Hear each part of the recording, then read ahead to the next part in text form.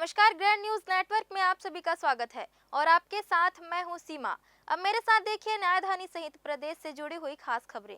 खबरों का सिलसिला शुरू करें उससे पहले एक नजर आज की हेडलाइंस पर। इस हेडलाइंस के प्रायोजक है doctor CV Raman university, be the change. Social media के जमाने में युवा मन पर हावी होती जिद ले रही युवाओं की जान। नासमझी में भटक रहा है युवा मन, जिम्मेदार कौन? 100 साल पुराने शिव मंदिर में नंदी के जल पीने पर मंदिर में उमड़ी आस्था की भीड़। रात भर उमड़ी रही मंदिर में भीड़।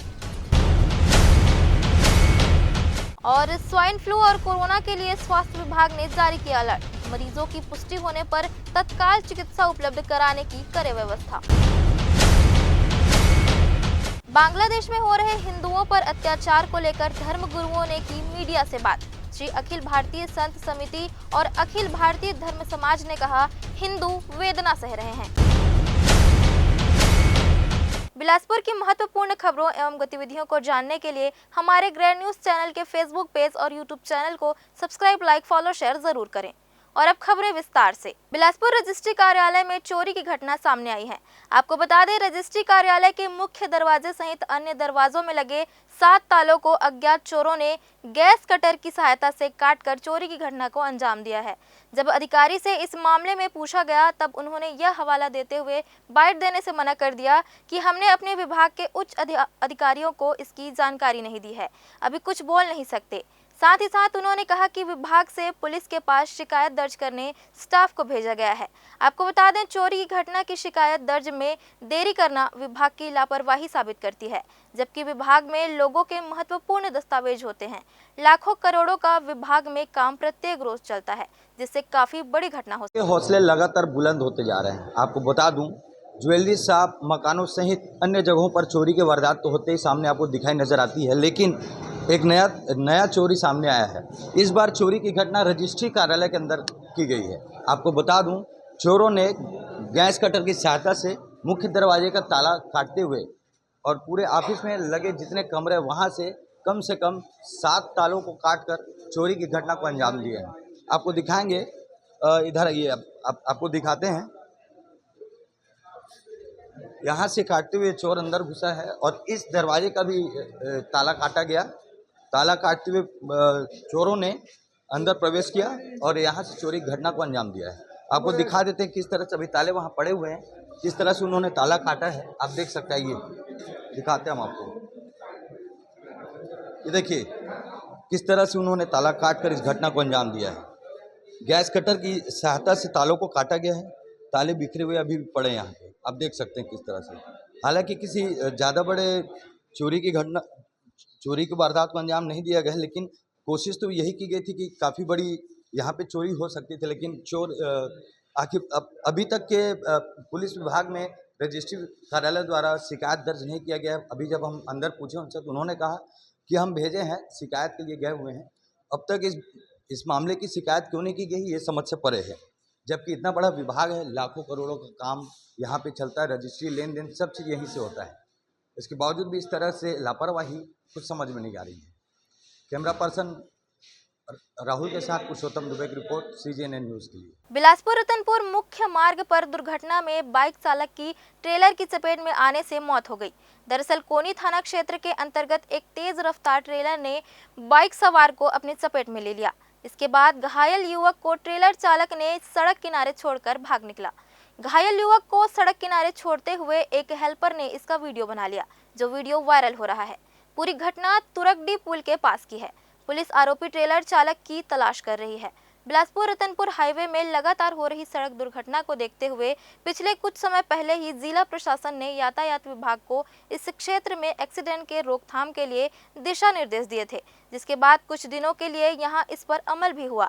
लेकिन एक बार फिर से जिस तरह से दुर्घटनाएं सामने आ रही है, वह कहीं न कहीं फिर से एक बार जिला प्रशासन को चुनौती दे रही है। सेंट्रल लाइब्रेरी के छात्रों ने केंद्रीय मंत्री तोखन साहू से की मुलाकात, जहां उन्होंने केंद्रीय राज्य मंत्री को अपनी समस्या से अवगत कराते हुए कहा कि सेंट्रल लाइब्रेरी में नए टेंडर के साथ ही फीस में वृद्धि की गई है, जो केवल 2 माह अगस्त व सितंबर के लिए 500 रुपए किया गया है। उसके उपरांत कमेटी बनाकर नई शुल्क संरचना बनाई जाएगी।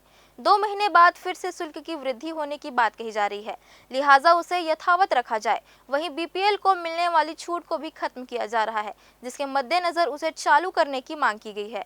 इन सब मांगों पर विचार कर जल्द व्यवस्था बनाने की मांग विद्यार्थियों ने की है। दयालबंद स्थित 100 साल पुराने शिव मंदिर में नंदी महाराज के जल पीने की जानकारी मिल रही है। इसकी जानकारी होते ही आसपास के लोगों की भगवान शिव के प्रति आस्था और भी गहरी हो गई है। महिलाएं भारी संख्या में मंदिर प्रांगण पूजा अर्चना करने पहुंच रही हैं। लोग इसे भगवान भोलेनाथ की कृपा मान रहे हैं और सावन के पवित्र महीने में ऐसी घटना के होने से लोग इसे चमत्कार मान रहे हैं। नरियर कोठी के लोगों का दावा है कि मंदिर में नंदी महाराज जल पीते हुए नजर आ रहे हैं। आसपास के लोगों का मानना है कि महादेव के रूप में आज नंदी जी जल ग्रहण कर रहे हैं। आसपास की महिलाएं अपने अपने घरों से जल लेकर नंदी बाबा को जल पिला रही हैं। वहां मौजूद महिलाओं ने कहा, यह सौभाग्य की बात है, आज साक्षात भगवान शंकर हमारे मंदिर प्रांगण में विराजमान हुए हैं। शिव जी का मंदिर है, आज से 100 साल पुराना मंदिर है। यहाँ हम पूजा करने आए थे सुबह 10 बजे से। तो यहाँ हम नंदी महाराज को चम्मच से जल पिला के देखा तो नंदी महाराज ने तुरंत जल को पी लिया, जिससे हमें बहुत आनंद लगा और बहुत अच्छा लगा और बहुत खुशी लगा। नंदी महाराज ने जल स्वीकार किया हमारा। सही बात है, हम लोग भी पिलाए हैं, पिए हैं, बहुत पुराना मंदिर है। श्री अखिल भारतीय संत समिति एवं अखिल भारतीय धर्म समाज द्वारा बांग्लादेश में हो रहे हिंदुओं पर अत्याचार को लेकर प्रेस वार्ता रखी गई, जिसमें कहा गया कि बांग्लादेश में रह रहे अल्पसंख्यक हिंदू कष्ट एवं वेदना सह रहे हैं। यदि बांग्लादेश पड़ोसी देश भारत के साथ अपनी सहयोग की भावना नहीं रखता है तो ये उनकी निम्न बुद्धि का परिचायक है और आने वाले समय में इसका परिणाम उन्हें भोगना होगा। वर्तमान सरकार से अखिल भारतीय संत समिति का निवेदन है कि वहां से कोई भी हिंदू भारत में प्रवेश चाहता है तो उन्हें तत्काल लाने का प्रयास किया जाए तथा उन्हें भारत की नागरिकता प्रदान की जाए तथा विदेश मंत्रालय वहां की स्थिति का संज्ञान लेते हुए हिंदुओं की सुरक्षा की पुख्ता व्यवस्था करे। आगे धर्मगुरुओं ने कहा कि अगर इस स्थिति को देखकर हम नहीं सुधरेंगे तो आने वाले भविष्य में हिंदुओं के लिए कोई स्थान नहीं बचेगा तथा भारत को तत्काल हिंदू राष्ट्र घोषित करना चाहिए। संत समाज की यह है कि ये अतिशीघ्र बंद होना चाहिए और ऐसा अत्याचार मानवता के विरोध है और मानवता को बचाने के लिए आतंकवाद समाप्त होनी चाहिए, शांति हो विश्व में, यही कामना करती है संत समाज। समाधान यही है कि अतिशीघ्र भारत सरकार इसमें संज्ञान ले और संज्ञान लेते हुए सनातन को और हिंदू समाज को बचाने का काम करे। प्रतिनिधिमंडल भेजने का कुछ असर हो सकता है? अखिल भारतीय संत समिति तरफ से महोदय राष्ट्रपति जी से मिलने के लिए एक बनाया गया है और प्रतिनिधिमंडल राष्ट्रपति से मिल करके हम अपना भावनाओं को व्यक्त करेंगे।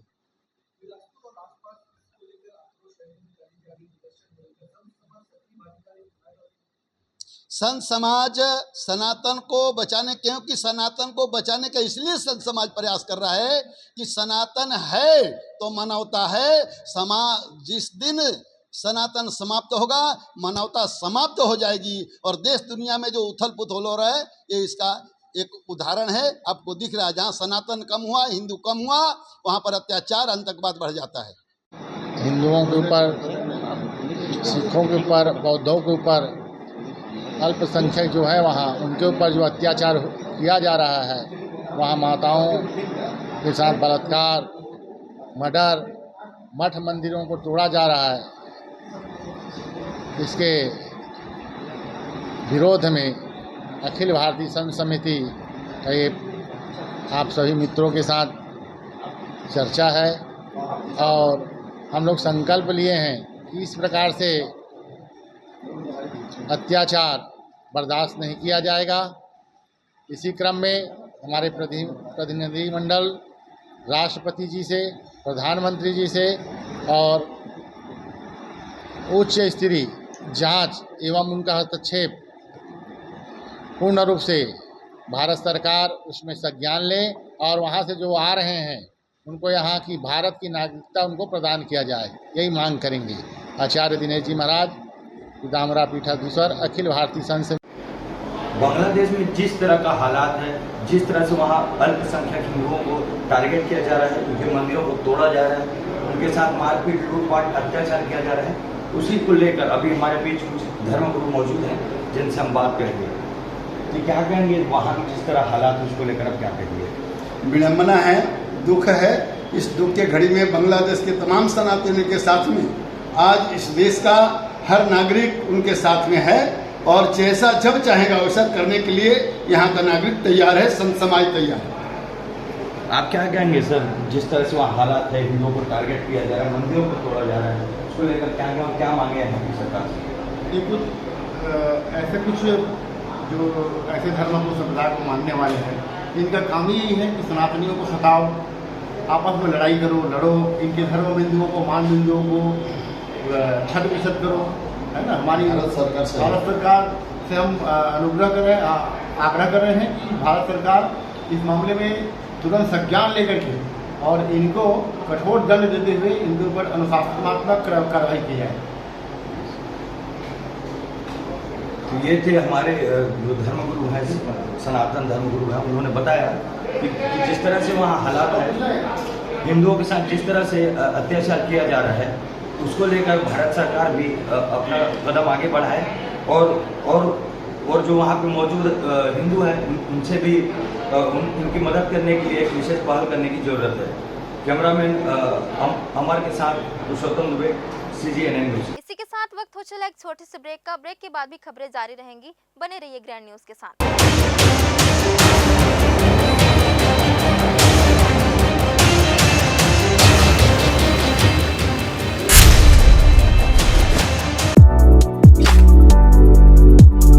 DP विप्र महाविद्यालय बिलासपुर का सर्वोत्कृष्ट महाविद्यालय है। बिलासपुर नहीं बल्कि छत्तीसगढ़ में ये सर्वोत्कृष्ट है, क्योंकि हमको नेक में 2 बार A ग्रेड प्राप्त हुआ है और अभी ये ऑटोनॉमस का दर्जा हमको प्राप्त हो गया। यहाँ पर शिक्षा के दृष्टिकोण से, लाइब्रेरी की दृष्टिकोण से और स्पोर्ट्स की दृष्टिकोण से NCC विशेष ये सबसे अच्छा, सर्वाधिक अच्छा महाविद्यालय है। यहाँ साइनेक्स मिलेनियम का आयोजन लगातार 20 वर्षों से हो रहा है, जिसमें 15 मॉडल को पेटेंट किया जा चुका है और 5 अभी पेटेंट के दौर में है और सभी क्लास में स्मार्ट क्लास है और मेरिट की सूची में हमारे महाविद्यालय में से सर्वाधिक बच्चे मेरिट में रहते हैं। जनसंख्या के दृष्टिकोण से भी यहाँ लगभग 5000 बच्चे रेगुलर प्रवेश लिए हैं और 5000 प्राइवेट बच्चे परीक्षा देते हैं और यहाँ पर समृद्ध लाइब्रेरी है, समृद्ध प्रयोगशाला है और अभी और 7 नए विषय हमको स्वीकृत हुआ है, जिसमें BPEd है, B.Liv है और बायोटेक्नोलॉजी में MSc है और MSW है और संस्कृत UG में और बहुत सारे हमारे क्लास के लिए स्वीकृति मिला है। और हम पढ़ाई में कमज़ोर जो छात्र उसके लिए अतिरिक्त क्लास लगाते हैं। जो दूर दराज से आए हुए पिछड़े क्षेत्र से जो बच्चे हैं उनके फीस में हम छूट भी देते हैं और हमारे महाविद्यालय में विभिन्न प्रकार के लगभग 25 से 30 प्रकार की छात्रवृत्ति दी जाती है, जो या तो खेल के क्षेत्र में अच्छा हो बच्चा या पढ़ाई के क्षेत्र में बहुत अच्छा जिसका प्रदर्शन हो, हम छात्रवृत्ति प्रदान करते हैं। और हमारी लाइब्रेरी में लगभग 50,000 पुस्तकें हैं। तो सुबह 8 बजे से लेकर के 5 बजे शाम तक लाइब्रेरी खुली रहती है, जिसमें निःशुल्क हमारे बच्चे आके पढ़ सकते हैं। संगीत है, कराटे है और योग की निःशुल्क शिक्षा दी जाती है और जितने बच्चों के व्यक्तित्व विकास के लिए होना चाहिए हमारे एलुमनी के विद्यार्थी हमारा साथ देते हैं और उनके सहयोग से महाविद्यालय में अनुशासन बना रहता है। उत्कृष्ट यहाँ का सांस्कृतिक कार्यक्रम होता है और हर साल हम मोटिवेट करने के लिए बच्चों को अच्छे से अच्छे लोगों को बुलाते हैं। जैसे लगातार हमने कुमार विश्वास जी को बुलाया, सुरेंद्र दुबे जी को बुलाए, मीर अली मीर जी को बुलाए और पहले से ही विमल मित्र जी आए थे, हरिवंश राय बच्चन आए थे, यज्ञ जी आ गए हैं, महादेव वर्मा जी यहाँ पर आ गए हैं, शिवमंगल से सुमन आ गए हैं, विद्या निवास मिश्र जी आ गए हैं। तो हमारा उद्देश्य बच्चों को वैज्ञानिक दृष्टिकोण प्रदान करना, प्रौद्योगिकी के क्षेत्र में आगे बढ़ाना और कौशल उन्नयन के लिए भी हम अलग अलग क्लास लगाते हैं। हम वैल्यूएटेड कोर्स भी चला रहे हैं और इस साल हम लोग नई शिक्षा नीति के लिए जो सरकार का प्रॉस्पेक्टस है उसको पूर्ण रूप से फॉलो करने के लिए तैयार हैं, जिसमें 4 ग्रुप है। कोर ग्रुप है जेनेरिक ग्रुप है, वैल्यू एडेड ग्रुप है और स्किल डेवलपमेंट ग्रुप है।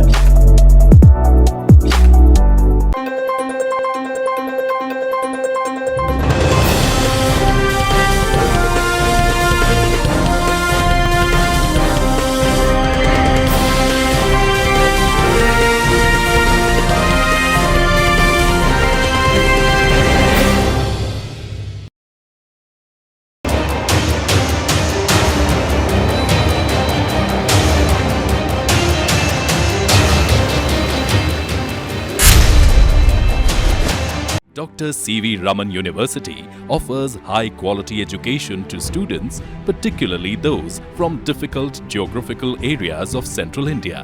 The flourishing 70-acre campus boasts of more than 120 state-of-the-art laboratories, smart classrooms, research centers, and a plethora of on-campus facilities that provide easy access. Dr. C.V. Raman University. Be the change. Break के बाद आप सभी का स्वागत है। प्रेमी की मौत से आघात प्रेमिका ने अपने जीवन लीला समाप्त कर ली। इसके पीछे वजह मुख्य रूप से नाबालिग का सही तरीके से काउंसलिंग नहीं होना माना जा सकता है। कुछ ऐसा ही मामला पचपेड़ी थाना क्षेत्र में देखने को मिला है। देखिए यह खास रिपोर्ट।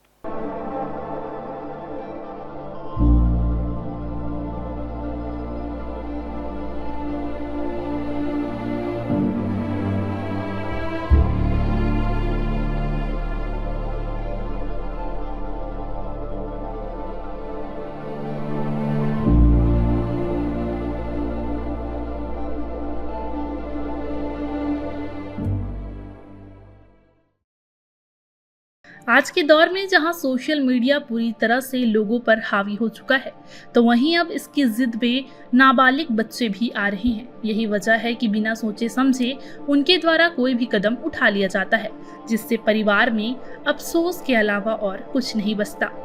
कुछ यही नज़ारा पिछले कुछ समय से देखा जा रहा है। लगातार नाबालिग किशोर किशोरियों का संचार क्रांति के प्रति झुकाव उन्हें कम समय में ही प्रेम की माया जाल में फंसा रहा है। युवावस्था में ही उन्हें प्रेम के मायाजाल की सही परिभाषा नहीं मिलने पर वह अपने जीवन को समाप्त करने जैसे कदम भी उठा रहे हैं।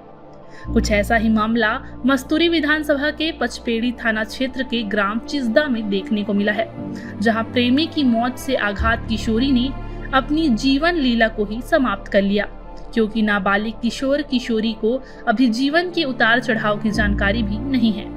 ऐसे में उनके द्वारा केवल प्रेम पर इस तरह का बड़ा कदम उठाना एक बड़ा सवाल है।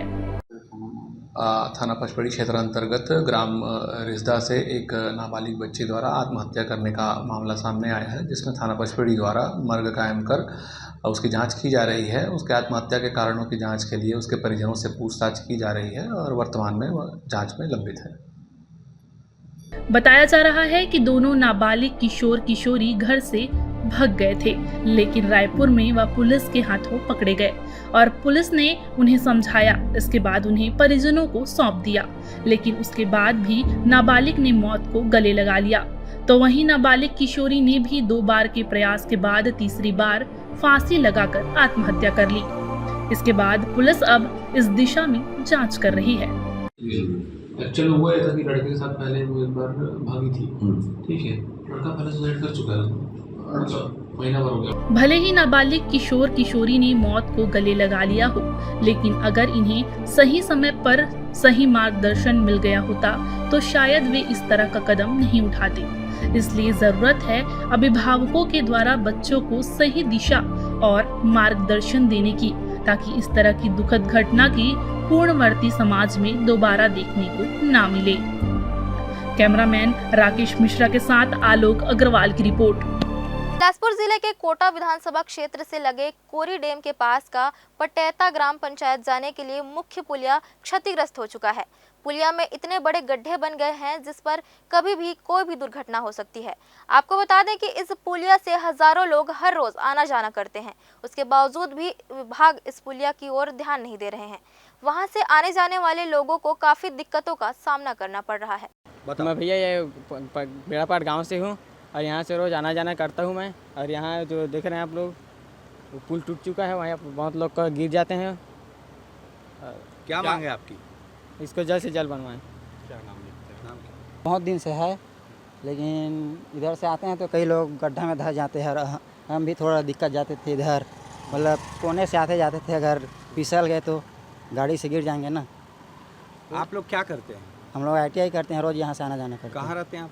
हम बेड़ापाट में रहते हैं। बेड़ापाट से आप कोटा रोज जाते हैं? कोटा बिलासपुर भी जाते हैं, मतलब बिलासपुर कोनी जाते हैं। क्या लगता है अब तक कोई ध्यान नहीं दिया यहाँ पर, क्या कहना चाहते हैं आप? इसे जल्द से जल्द बनवाना चाहिए, क्या है जो आते जाते हैं उनको काफ़ी दिक्कतें होती है। सिम्स में बुनियादी सुविधाओं को जहां शासन बेहतर कर रहा है, तो वहीं अब शासकीय संस्थान भी अपने फंड से आवश्यक चीजों की यहां पूर्ति कर रहे हैं, जिससे यहां इलाज कराने वाले मरीजों को सुविधा मिल सके। इसी कड़ी में SSCL के अनुयायी संस्थान CMPDI के द्वारा सिम्स में दवाइयों सहित अन्य सामग्रियों का परिवहन करने के लिए 37 ट्राली सामग्री उपलब्ध कराई गई है। इन ट्राली की आवश्यकता सिम्स प्रबंधन को लंबे समय से महसूस हो रही थी, जिसके बाद CMPDI ने यह सुविधा यहां उपलब्ध कराई है। आगे भी इसी तरह से अन्य आवश्यक वस्तुओं को पूर्ति कराई जाएगी, जिससे यहां के मरीजों को सुविधा मिल सके। प्रकाश, मुख्य चिकित्सा अधिकारी CMPDI मुख्यालय से रांची से आया हूँ और बहुत नेक कार्य के लिए ये Chhattisgarh institute of medical sciences को हम लोग 37 ट्रॉली दे रहे हैं, और जिसमें कि ये दवा ववा बाकी सामान सब जो है अपना ट्रॉली के द्वारा यूज़ करेंगे। और हम लोग आज हैंड ओवर किए इनको, और उम्मीद है कि काफ़ी बने कि ज़रूरतमंद लोगों का यूज़ होगा इसमें। आने वाले समय में सिम्स में और कुछ आप लोग? हाँ, हम लोग दे रहे हैं। CSR की तरफ से, RI5 की तरफ से ये पर्सनल अफसर हैं। हम लोग यहाँ से कुछ मशीनें और ये सब चीज़ नायक साहब से आज बात हो। देखिए, बहुत समय से ये था कि जो है जो सामान हमारे ले जाने में थोड़ी सी जो है दिक्कतें आती थी, और उसके लिए जो है हमारे तरफ से प्रस्तावित किया गया था कि कुछ अगर गुड्स ट्रॉली हमको मिले, जिसमें सामान चाहे वो लिनन के हिसाब से हो, स्टोर से जो है अन्य सामान अलग अलग जगह पे जो है अस्पताल में ले जाने के लिए व्यवस्था के हिसाब से हमारे पास ये कमी था, और ये रिक्वेस्ट के हिसाब से आज तकरीबन 37 ट्रॉलीज हमको मिला है CMPDI के। उप मुख्यमंत्री विजय शर्मा ने अमरकंटक स्थित नर्मदा मैया मंदिर और जलेश्वर महादेव मंदिर में पूजा अर्चना की। उन्होंने मां नर्मदा और भगवान शिव से प्रदेश वासियों की सुख शांति और समृद्धि की कामना की। विजय शर्मा ने अमरकंटक के मृत्युंजय आश्रम में कांवड़ियों के लिए की गई व्यवस्थाओं का निरीक्षण किया और कांवड़ियों के साथ बैठकर भोजन किया।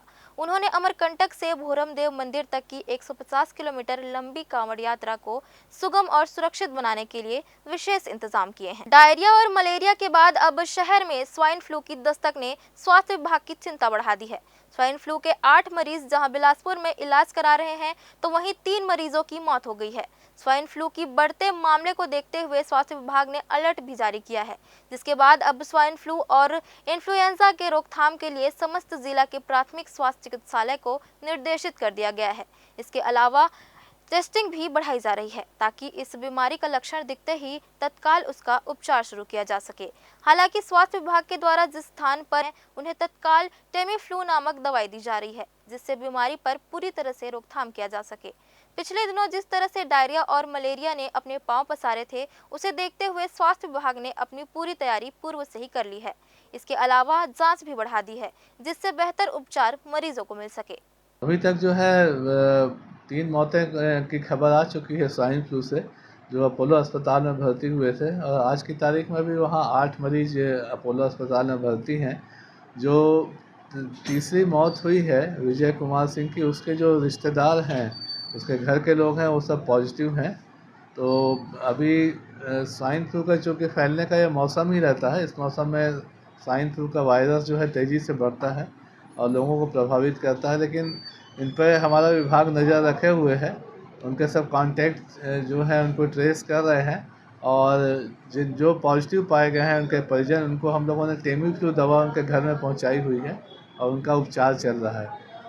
हमने इसके बारे में पूरे ज़िले में अलर्ट जारी किया है सभी प्राइवेट अस्पतालों को और सभी शासकीय संस्थाओं को कि इस बारे में जो कोविड का प्रोटोकॉल था उस प्रोटोकॉल को फॉलो करें, ताकि ये बीमारी और फैलने ना पाए। राजधानी का एक ऐसा स्कूल है जहां अमीर और गरीब बच्चों में भेदभाव किया जाता है।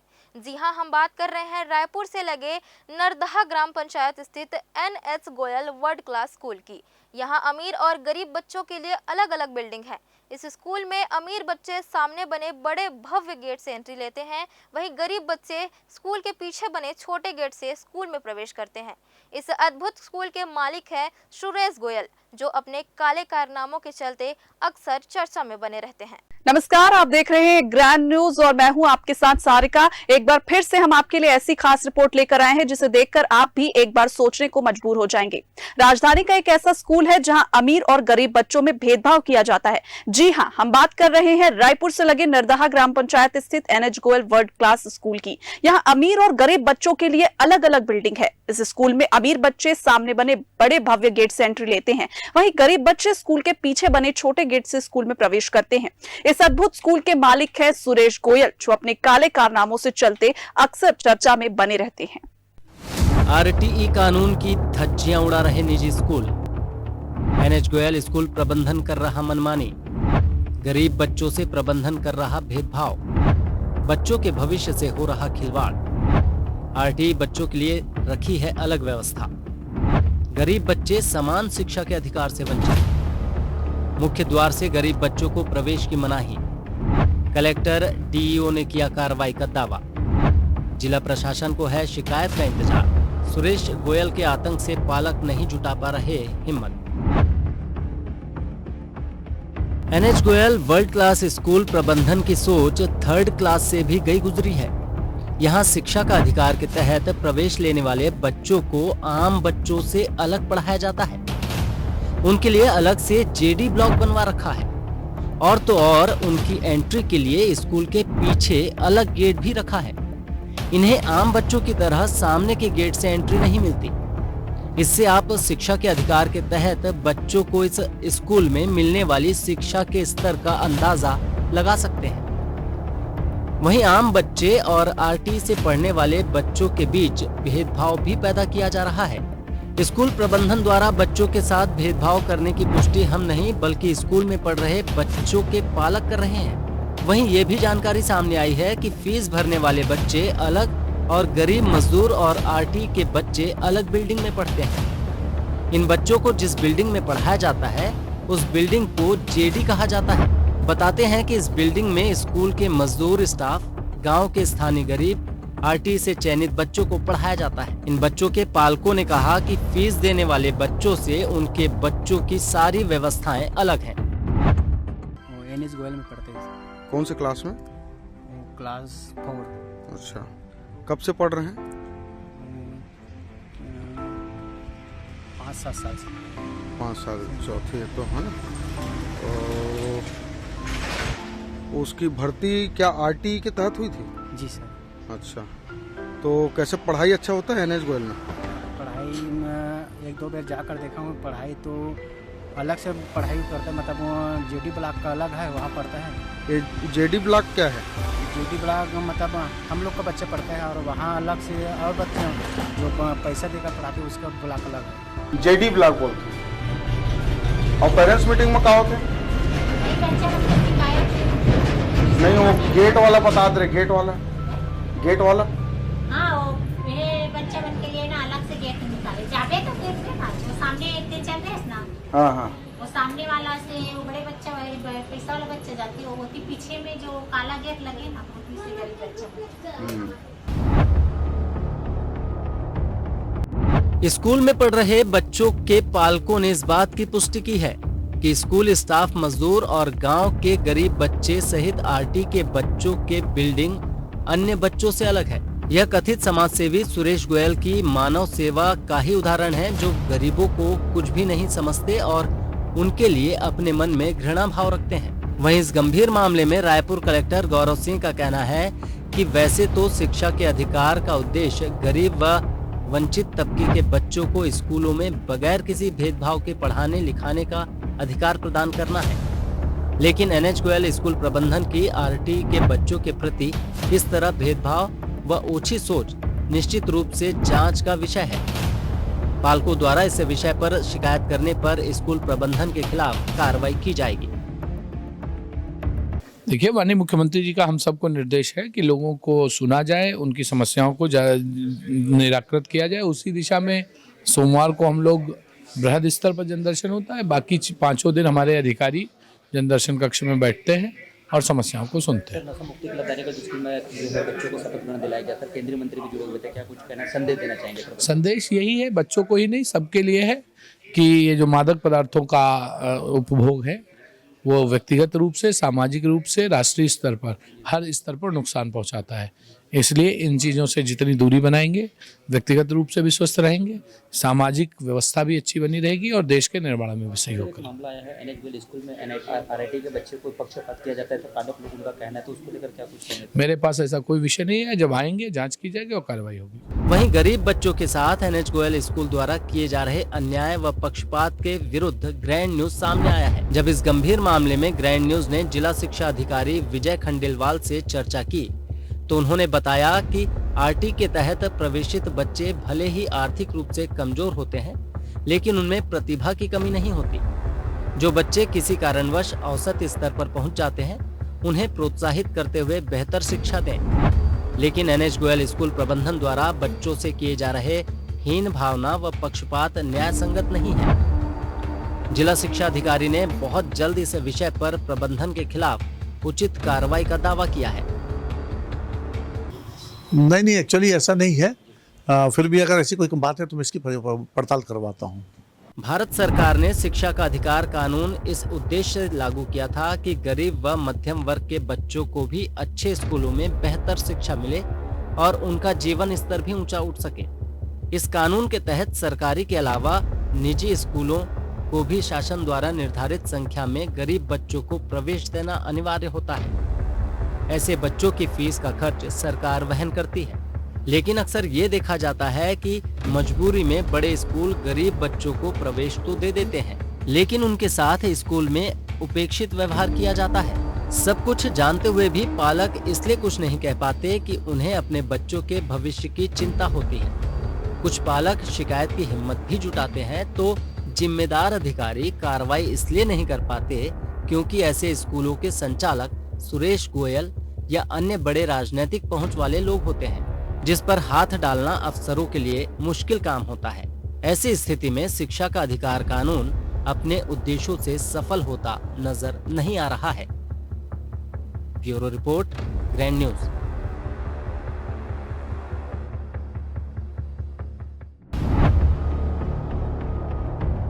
तो ये थी आज के बुलेटिन की तमाम खास खबरें। वक्त हो चला है आपसे विदा लेने का। जल्द ही फिर होगी आपसे मुलाकात। तब तक के लिए मुझे और मेरी पूरी टीम को दीजिए इजाजत। धन्यवाद।